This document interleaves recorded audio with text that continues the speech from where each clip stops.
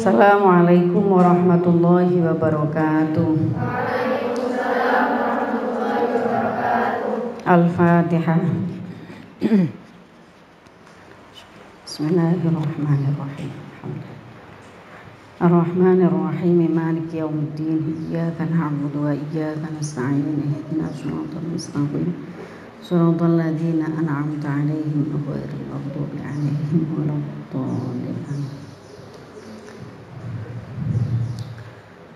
Bismillahirrahmanirrahim. Alhamdulillahirabbil alamin. Nah, mari doa dulu. Subhanakallahumma rabbana la ilma lana illa ma 'allamtana innaka antal alimul hakim. Wa tub 'alaina innaka antat tawwabur rahim. Wa taqabbal minna innaka antas samiul alim. Wa'allimna min ladunka ilman nafi'ah ya dzal jalali wal ikram. Allahumma iftah lana hikmataka wansur 'alaina rahmataka ya dzal jalali wal ikram. Rabbi shrah li sadri wa yassir li amri wahlul 'uqdatam min lisani yafqahu qawli bi rahmatika ya arhamar rahimin. Alhamdulillahirabbil alamin. Wassalatu wassalamu ala sayyidil mursalin wa ala alihi wa sahbihi ajma'in. Qala al-mu'allifu rahimahullahu ta'ala wa nafa'na bihi wa bi ulumihi wa amaddana bi asrarihi wa a'ada alaina bi barakatihi fid dharain amin ya rabbal alamin. Lama enggak baca sholawat. Sholli wa sallim iman Ahmad, sholli wa sallim iman Ahmad wal ali wal ashabi man qad wahada wal ali wal ashabi man qad wahada huwa nafsin wahidah huwa khalaqahuma min nafsin wahidah fabatha minhuma rijalan wa nisaa fabatha minhuma rijalan wa nisaa innahu hayatan tayyibah innahu lan na'ish hayatan tayyibah illa bi juhdina rijalan wa nisaa illa bi juhdina rijalan wa nisaa innahu lan nashhad hayatan adilah innahu lan nashhad hayatan adilah illa bi'adlina rijalan wa nisaa illa bi'adlina rijalan wa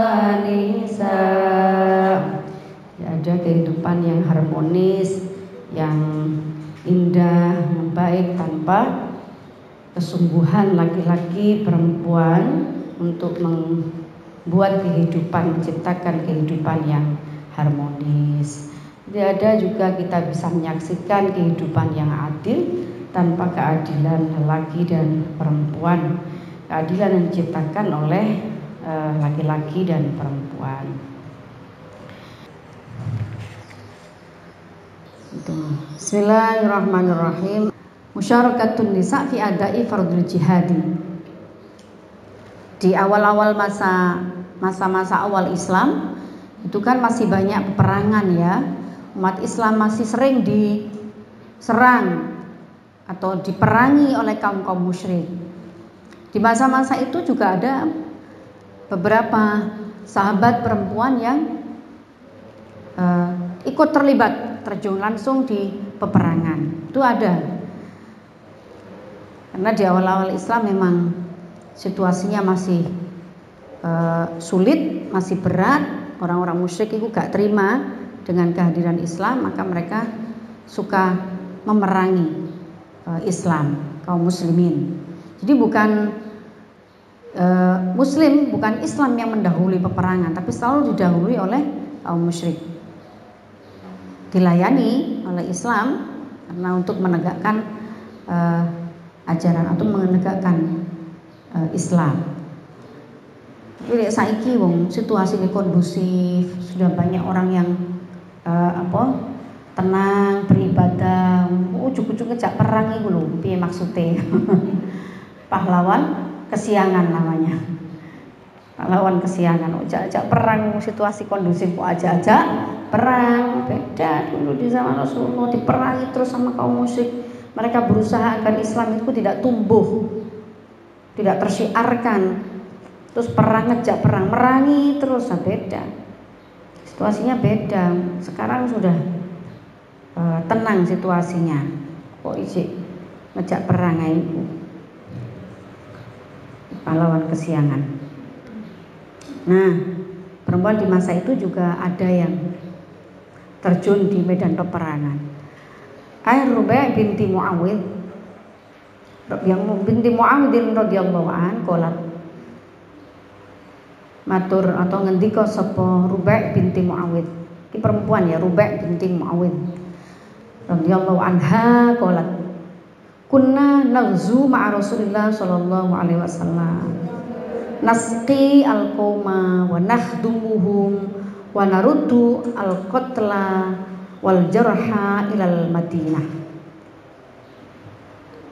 Gila, kita masuk bersama Rasulullah, terjun bersama Rasulullah di medan peperangan. Kita membantu, bertugas di merawat para tentara itu, melayani makanannya, minumannya, kemudian merawat yang terluka, membawa kembali mereka-mereka yang terbunuh. Jadi termasuk terlibat. Terlibat itu tidak selalu menjadi tentaranya, meskipun ya ada yang perempuan yang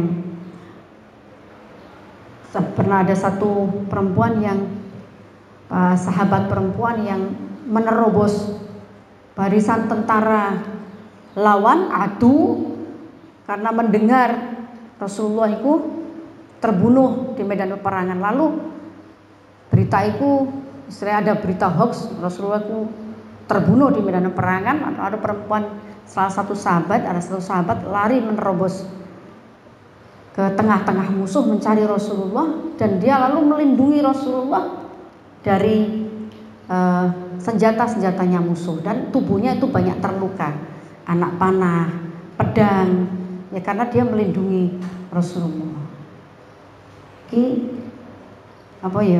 Ya emang ada perempuan yang seperti ini, dan itu tidak dilarang oleh agama. Meskipun ada ibadah-ibadah yang lain, dalam hadis-hadis yang lain itu ada juga keterangan tentang ibadah perempuan yang menyamai orang-orang yang berperang, orang-orang yang jihad. Tapi di satu sisi itu, kalau mereka kemudian terjun ke medan peperangan, itu juga tidak dilarang oleh Islam. Anak-anak radhiyallahu anha di mana?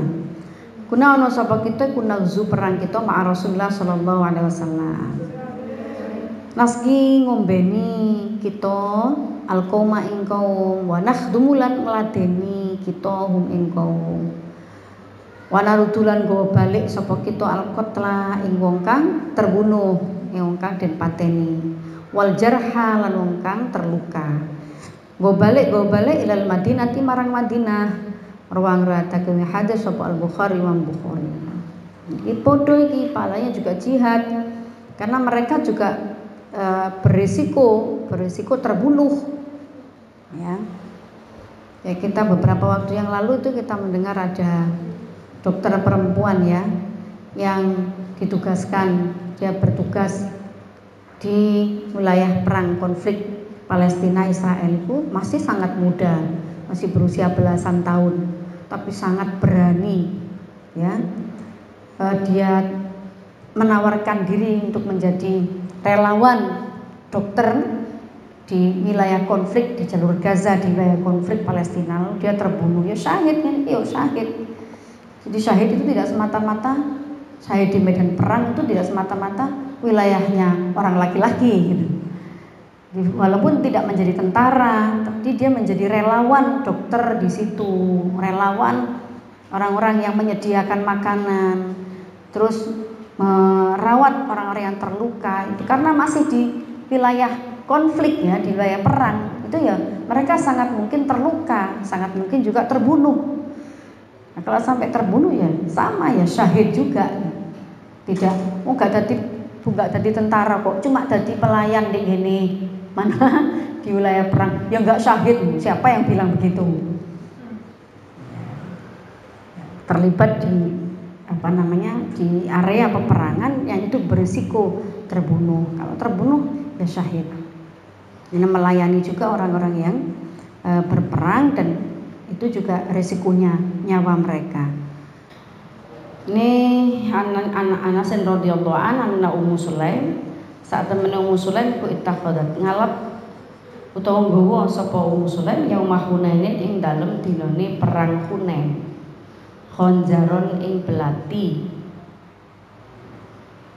Fakana mongko ana iku mahasatani Ummu Sulaim. Faraa mongko ana apa khonjar iku mahasatani Ummu Sulaim. Faraa mongko ningali sapa Abu Talhata ha ing Ummu Sulaim.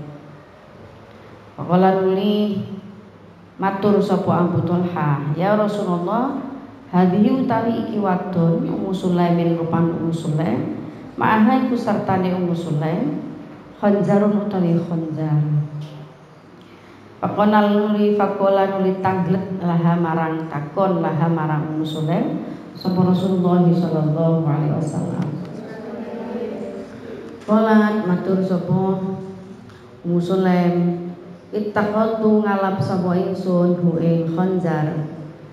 Indana lamun marek mendekat mini marang ingsun sapa ahadun wong minal musyrikina saking pira-pira musyrik. Bakortu mongko nyuwek sapa ingsun bihi kelawan khonjar batnahu ing wetenge ahad.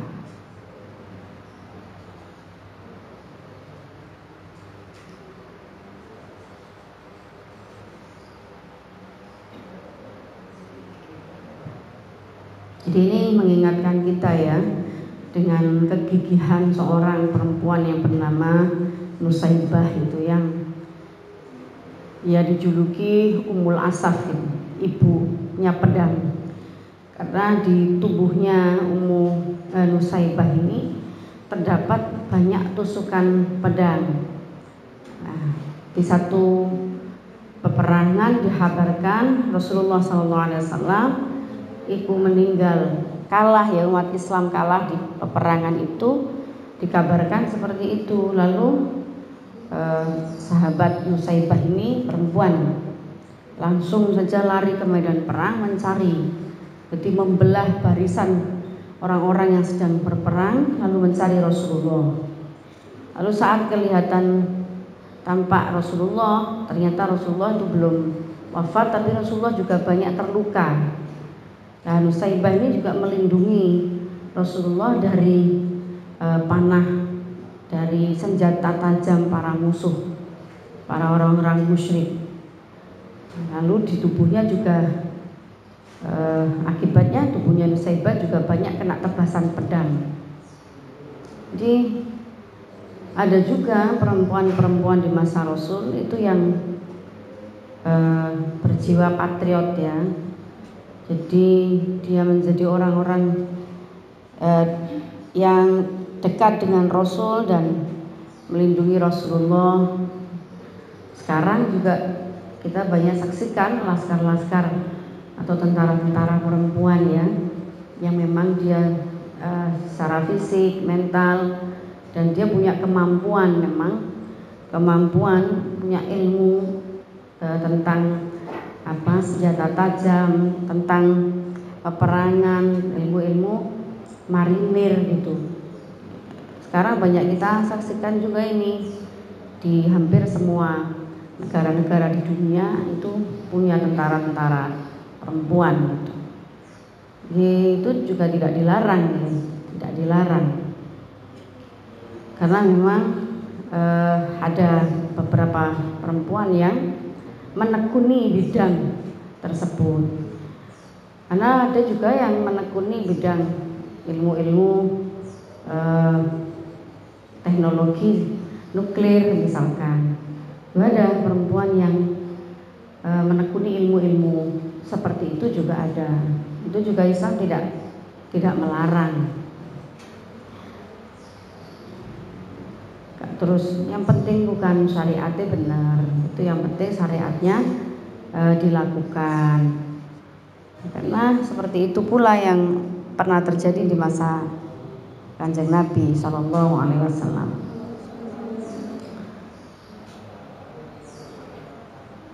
Ada yang seperti itu. Meskipun mayoritas misalnya tidak gitu, ya tidak apa-apa. Yang tidak juga tidak apa-apa. Yang tidak juga tidak kemudian kita berhak ngeklaim lemah gitu. Jadi lemah itu kuat atau lemah itu bukan soal fisik ya. Jadi perempuan yang menguasai bidang atau disiplin ilmu tertentu, alim, pinter, seperti di bidang ilmu pengetahuan itu ada Sayyidah Aisyah. Semua mengaku ya, dapat ribuan hadis itu riwayatnya Sayyidah Aisyah. Jadi kuat, ini perempuan kuat juga, kuat dari sisi ilmu. Sayyidah Khadijah perempuan kuat.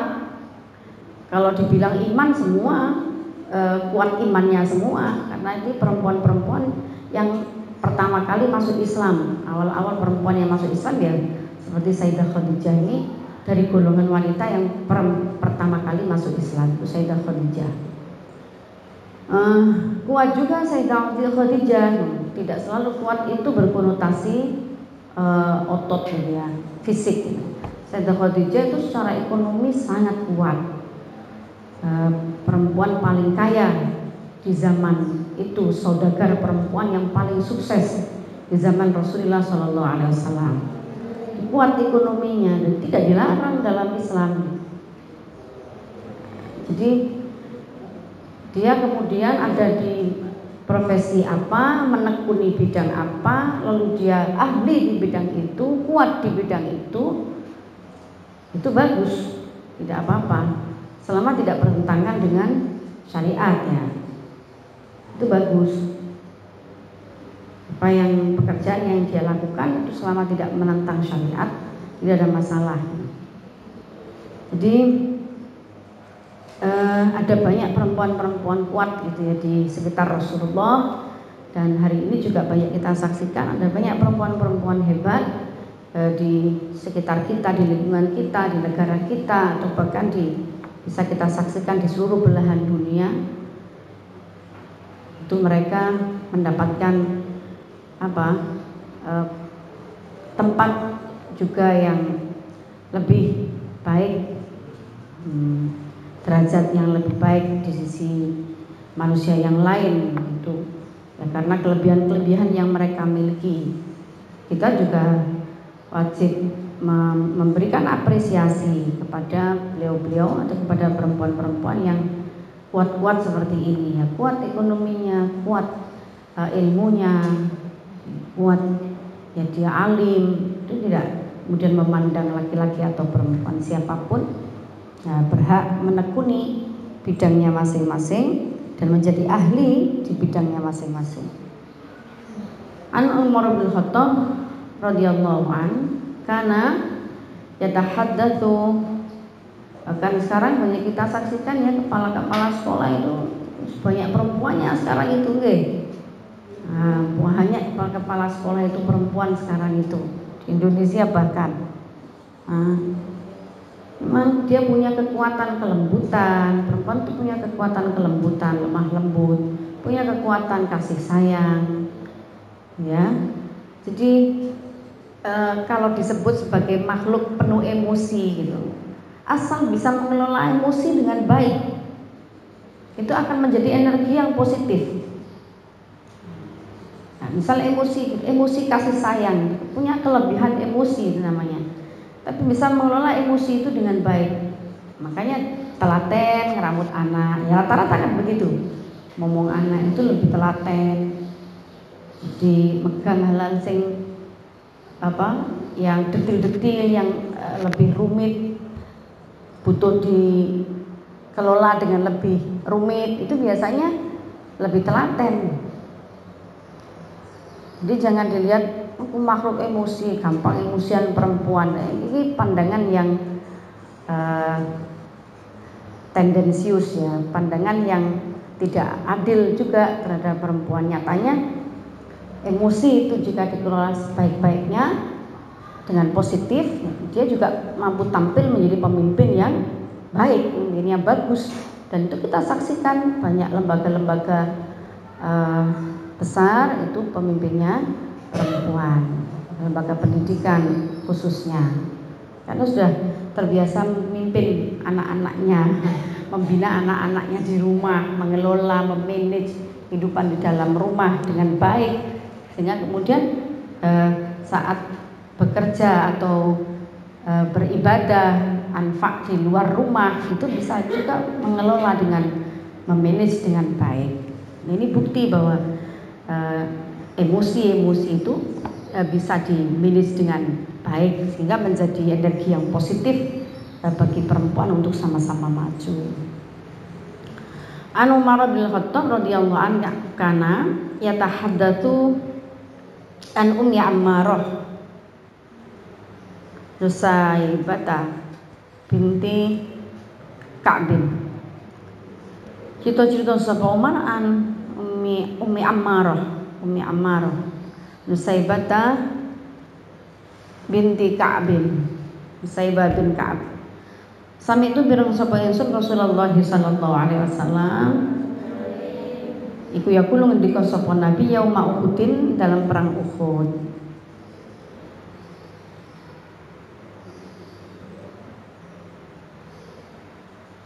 Maltafatu ora noleh ingsun yaminan ing arah tengen wala shimalan ora ing arah kiwa illa wa ana kejaba hale utawi ingsun iku aro ningali sapa ingsun ha ing Ammarah Ummu Ammarah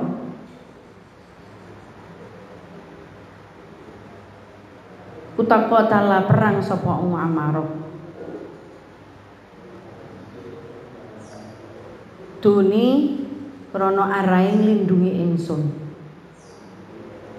Akhraja ngetoaken hadis sapa Ibnu Sa'ad. Nah, iki dawuh Nabi ya.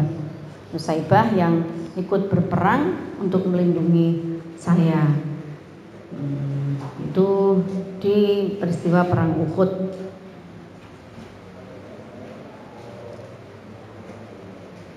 Jadi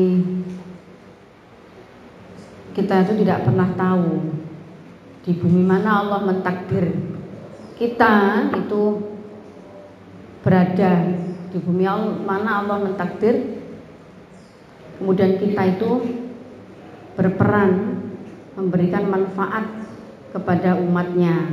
Itu kita tidak pernah tahu sebelumnya. Kalau kemudian kita menerjuni satu bidang tertentu yang itu misalkan tidak diterjuni oleh banyak perempuan, ya nopo-nopo, termasuk semangat juangnya Nusaibah ini yang karena kecintaannya kepada baginda Rasulullah SAW udah nggak mikir nyawanya sendiri, nggak mikir nyawanya. Nyawa Rasulullah lebih berharga bagi saya. Menurut Nusaibah begitu, nyawa Rasul lebih berharga. Rasul tidak boleh terbunuh di medan perang. Dia nggak mikir nyawanya sendiri. Ini perempuan-perempuan yang kita patut teladani semangatnya di dalam berjuang ya. Jadi orang-orang yang sukses atau perempuan yang sukses dalam bahasa kita sekarang itu sukses. Itu ya orang-orang yang tidak banyak waktu memikirkan dirinya sendiri. Yang selalu ada dalam pikirannya itu justru perjuangan, terus kebermanfaatan untuk lebih banyak orang. Jadi siapapun kita, laki perempuan, kalau kita masih banyak terlena dengan diri kita sendiri, banyak membuang waktu untuk diri kita sendiri, jadi tidak mikir orang lain, tidak meniru teladan Rasulullah yang selalu hidupnya itu dipenuhi dengan empati, terus berkhidmah, kemudian mikirkan nasib orang lain, terus bisa memberi bermanfaatan apa kepada orang lain. Sibuk mikir diri sendiri terus ya, itu menyanyiakan hidup ya, menyanyiakan hidup. Kalau kemudian kita masih lebih banyak mikirkan diri sendiri, jadi gak mikir perjuangan. Ibarat orang sudah berkesempatan untuk belajar, mulai dari kita kan kayak sampean itu ya harusnya bersyukur sekali. Banyak orang yang tidak berkesempatan belajar sampai perguruan tinggi. Nah, saat ada kita berkesempatan untuk belajar sampai jenjang perguruan tinggi, tapi kita menyia-nyiakan itu, menyia-nyiakan waktu itu, jadi selalu buang waktu untuk hal-hal yang tidak penting gitu misalkan, atau hal-hal yang tidak minimal penting itu nanti multitafsir ya, tapi yang memberi manfaat gitu loh, bagi diri kita maupun bagi orang lain. Ini kan sebenarnya kita sedang mendolimi diri sendiri, sebab banyak orang yang menginginkan posisi seperti kita, posisi seperti kalian yang berkesempatan mendapatkan ilmu sampai jenjang ini, tapi tidak ada rezekinya, tidak ada kesempatannya, tidak ada misalkan. Nah, sementara kita yang ada menyanyiakan itu. Ini jangan disalahkan siapapun, atau kamu justru memang saya perempuan ya nggak bisa, kesempatan itu ada dan kita ditakdir mendapatkan kesempatan itu, tapi kita menyanyiakan dengan tidak bersungguh-sungguh ya, memanfaatkan waktu yang ada, lalu menebar kemanfaatan. Yang paling penting dalam hidup itu adalah menebar kemanfaatan pada orang lain. Yanfa'u linnas, ini paling penting di situ. Bisa bantu apa pada orang lain, bisa bantu ilmunya, kalau punya kemampuan lebih dalam memahami satu disiplin ilmu, menggunakan sebagian waktu untuk bantu kawannya yang lain. Saya dulu itu karena kuliah di perguruan tinggi negeri dan jurusan yang saya ambil itu jurusan yang memang tujuan mahasiswa tersebut spesifikasi ya, memang milikiku atau juga dua golongan yang masuk di jurusan saya itu. Jadi bahasa dan sastra Arab itu kan khusus ya. Jadi ya memang milih itu. Jadi orang-orang memang kepingin milih jurusan itu. Yang kedua jurusan buangan. Jadi yang tidak diterima di jurusan-jurusan kayak tarbiyah gitu, syariah, nah, jurusan-jurusan gampang banyak peminatnya gitu. Akhirnya yang nggak keterima di situ masuk di jurusan saya. Akhirnya mahasiswinya itu macam-macam, mau nggak mau karena mereka sudah bertekad kuliah ya harus masuk di jurusan itu meskipun itu tidak pilihannya atau tidak punya basic di situ. Gitu. Nah sepulang kuliah itu siang, kuliahnya agak siang. Sepulang kuliah itu siang, itu teman-teman itu meminta saya dan yang alumni dari pesantren itu untuk ngelesi mereka, ngursusi mereka. Padahal saya itu sore harus pulang, ada ngajar di yayasan yang saya tempati. Saya kan kuliah sambil nempat di yayasan pondok pesantren. Saya punya jam ngajar habis asar itu di situ. Nah itu kuliah selesai baru sekitar jam 1 siang. Ya selalu ingat nasihat orang tua, dinasehati wong tua. Jadi sing manfaat kanggo wong, sing manfaat kanggo wong. Hidup itu pada akhirnya yang manfaat linnas. Kalau saya pikir kepentingan dewe ya mulai kok enak turu. Kok pegel-pegel dadake. Mulang arek-arek lulusan SMA salahnya juga jurusan iki. Dipikir ngono ya. Ya tidak ada giroh perjuangan. Itu lalu saya sama beberapa teman yang lulusan pondok-pondok pesantren itu mursusi dulu kawan-kawan.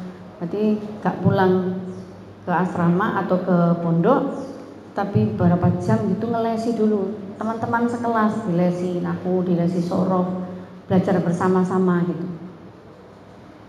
Ya bukan karena faktor uang, terus semangat dilesi karena nanti dikasih orang dikasih apa-apa, nggak dikasih apa-apa juga namanya sama kawan. Tapi ini loh semangat untuk sepanjang hidup kita itu mikir harus jadi orang yang anfak bagi orang lain. Nggak usah nunggu empuk aja, wis mari kuliah aku tak bermanfaat bagi orang lain. Iya umurnya sampai lulus kuliah. Kalau umurnya nggak sampai gagal tuh mau mati gak pilih-pilih kasih umur berapapun, iya kan? Ya mudah-mudahan panjang semua.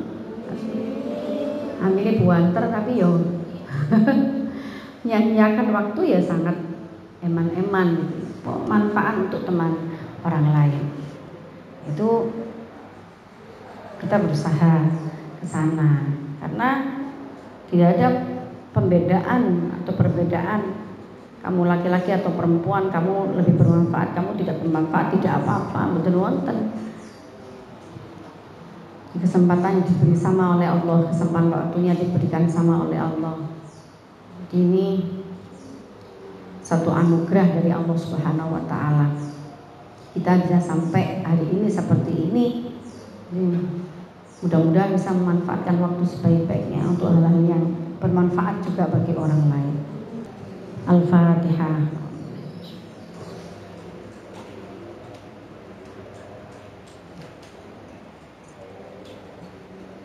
Bismillahirrahmanirrahim. Allahumma sholli ala sayyidina Muhammad wa ala ali sayyidina Muhammad.